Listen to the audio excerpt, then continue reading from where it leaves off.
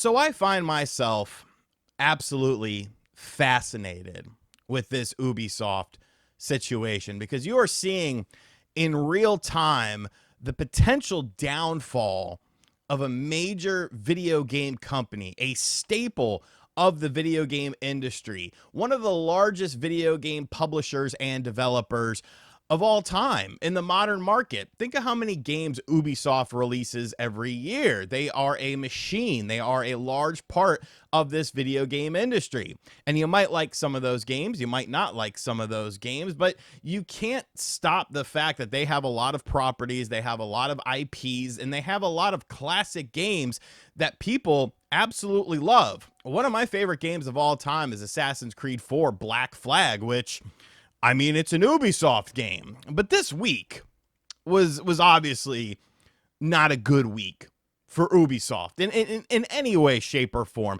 And it goes beyond just what we've talked about already, because since I made my initial video about Ubisoft delaying Assassin's Creed Shadows, there has been more fallout from this situation. More stuff involving Star Wars Outlaws, more stuff involving internal investigations within the company.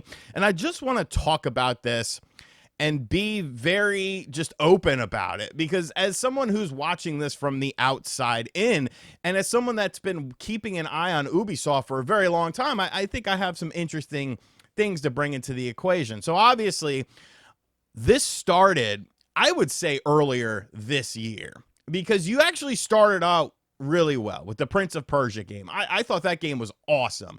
So well done. Just a fun time, you know, a budget game, didn't have a big AAA budget attached to it, but it was fun. It was a well done game, a well executed game. And then ever since then, we've just been snowballing absolutely out of control. You finally released your big quadruple A game, Skull and Bones, to nothing. We know how much that game cost. That was not a cheap game to make. It was something that you had been developing for quite a long time, and you sent it out to sea to essentially die. And the game has died. Nobody's playing Skull and Bones. Nobody cares about Skull and Bones. This was an absolute folly on your end to not realize that, hey, maybe this isn't what the marketplace really wants right now. You've seen it time and time again this year with online-only multiplayer games not being able to hit a certain market. For every deadlock from Valve that seems to be doing well, there are many games in its place that are from the graveyard of now these online service games. Dead, wasted money, never coming back. And then we had Star Wars Outlaws, which, you know, that was a situation in and of itself. And I was someone, you can go back and look at my old videos on this. I was someone who kept an open mind about this. I kept an open mind because I thought, you know, you can't really screw up a Star Wars video game all that much. Now, the story might not be great. You might not like the characters, and I didn't like the story, and I didn't really care for really any of the characters in the game, but the gameplay should have been good enough, should have been executed well enough, should have been interesting enough to be able to propel that game. Because at the end of the day, let's be realistic here, okay? Let's talk a little bit about the grift wars that are going on. I honestly feel that at the end of the day, gameplay trumps over anything. You could have the most crazy character, the most crazy storyline, something that, you know, goes against societal norms or appeals to a smaller percentage of people. But if that gameplay is good, I don't think most people care. I think most people are able to look past that. But with this game, the gameplay just wasn't very good. Like, it just wasn't. A game based on stealth where the stealth isn't, you know, well done or well executed in any way, shape, or form. A game that is buggy, a game that is glitchy, a game that lacks any sort of real Star Wars feeling until the final scenes of the game. The final scenes of the game feel like Star Wars. But everything I did up until that point did not. It just didn't. And I'm not the biggest Star Wars fan in the world, but if I was, I feel like that would have even pissed me off even more. Then you have Assassin's Creed Shadows, a game that's been tied up in controversy, this, that, or the other, whatever. You know, you could sit here, you can argue the cultural significance of Yasuke, you could do this, that, and the other, you could do whatever you want. I don't really care. I'm looking at it from a gameplay perspective. I can understand concerns on both sides. I can understand the concerns, especially from the Japanese audience, about, incorrect imagery, incorrect factual things, especially because this is the game that people have been waiting for. A game based on stealth mechanics, such as Assassin's Creed, being an assassin, finally taking place in Japan. And then this is what you get. A game that immediately has controversy tied around to it. And now the game's been delayed. They have delayed the game. So when you look from a financial standpoint of Ubisoft's big releases for 2024, every single one of them has failed to meet metrics. Every single one of them. Prince of Persia failed to meet metrics. Skull and Bones. Hopefully you can get a tax write-off on that, pal. Star Wars Outlaws failed to meet expectations. So this is it. This is your 2024 lineup from your big company. A failure after a failure after a failure. Maybe not a critical failure, because I think Prince of Persia is a great game, and I'm surprised that that game did not do better, but a commercial failure, a sales failure. So now you have this situation going on where they are scrambling. Ubisoft is absolutely scrambling. Their stock took a big hit. It has recovered somewhat, but they are absolutely scrambling right now because the fires of the scorn of the video game industry are being belted upon them. Now they're trying to do like a relaunch of Star Wars Outlaws. Like, oh, it's coming to PC. We're giving you some free DLC. Look, this isn't going to make up for the game. You're essentially, putting a bottle of water on a house fire, because adding in additional content, bringing the game to Steam, that's not going to solve the problems of the game, the core fundamental problems of Star Wars Outlaws, because it's not about content. It's about what you do in the game and how the game plays. And for me and many others, it's not well executed. Are you going to retool the AI system? Are you going to retool the gameplay mechanics? Are you going to retool and potentially add in additional Star Wars universe stuff? Because you didn't do a good job of it the first time around. So why should anyone believe you that this is going to be better in the future? Why? You have done nothing to show that. If anything, your employees constantly come out and try to diminish any sort of criticisms as sexist or racist and stuff like that. And yes, there definitely are things and people and individuals and grifters and stuff like that who do that. But you can't lump everyone in together with them, because what ends up happening is you create this echo chamber. You want to talk about, I don't even know if I should talk about this, but I'm going to talk about it anyways. Prince of Persia and Assassin's Creed Shadows. All right, those two games were supposed to be 2024 games. Those two games had a common denominator in both characters and in marketing. In characters, they were both dark-skinned men.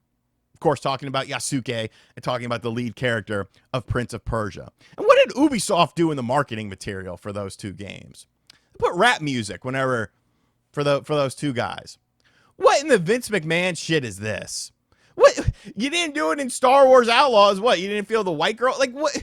Like that to me feels racist as hell. Like, oh, look, it's a black dude. Let's put some rap music in there. Yeah, that'll work, pal. Like, what the Vince McMahon shit is that, bro?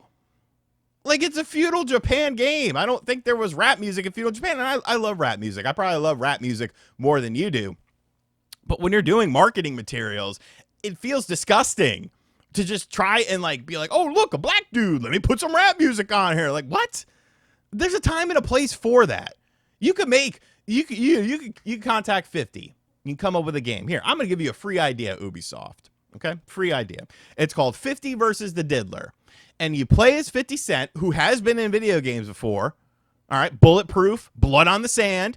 All right? And then you have 50 go and try to catch a character named the Diddler, obviously based on Diddy. And, it's like an action stealthy sort of game. And then you can have a great soundtrack with that game. Like, this is a free idea that would make more sense, that would feel more natural than that, what you do in your marketing. And now you have an internal investigation going on in your company. This is where we have gotten to with this. A situation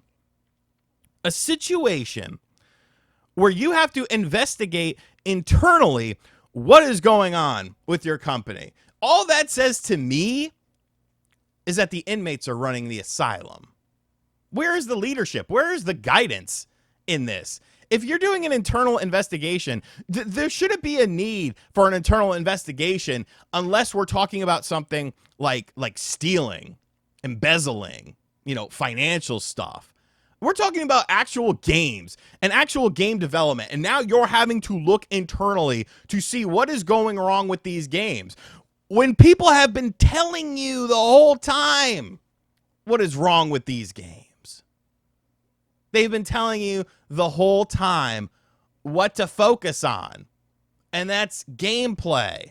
That's making fun gaming experiences. You can have deep stories. You can have deep narratives. You can have stories of marginalized people and marginalized characters and stuff like that. But when you focus solely on that instead of the gameplay, I hit my microphone, then it becomes an issue. There are games that do very successful with stories about that sort of stuff, with focusing on that sort of stuff, because the gameplay matches it.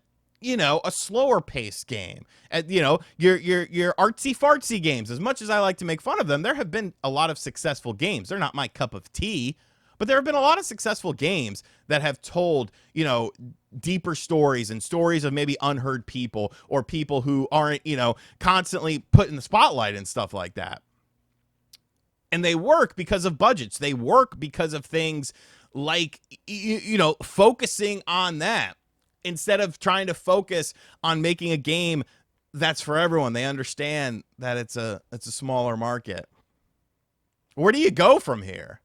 Because I don't think Star Wars Outlaws is going to get revived with their little content path.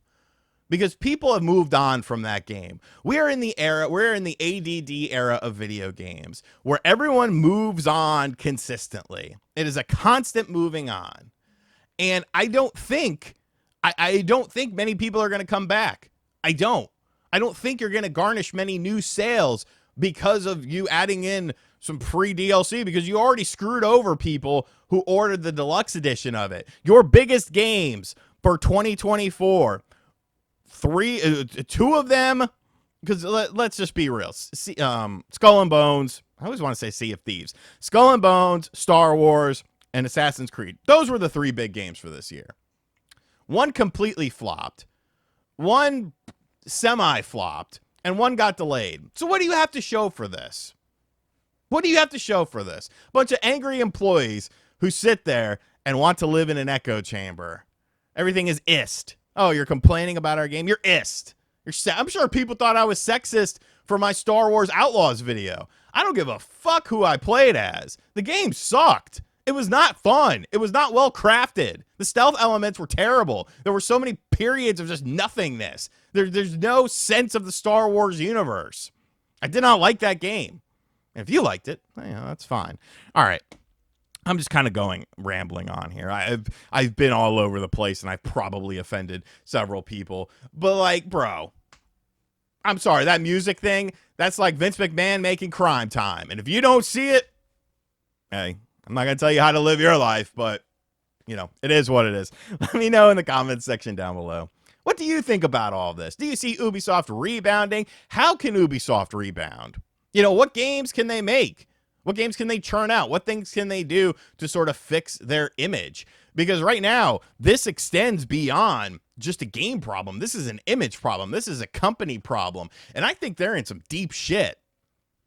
And I don't see it getting any better anytime soon. I don't see Star Wars Outlaws getting resurrected. I don't see Assassin's Creed Shadows going out in February when the competition is arguably busier in February of 2025 than it would have been during the initial release date. Something is wrong with that game, people. There is something fundamentally wrong with that game. And as always, guys, thank you for checking out this video. If you are new to the channel, make sure you hit that subscribe button, like, comment, and share.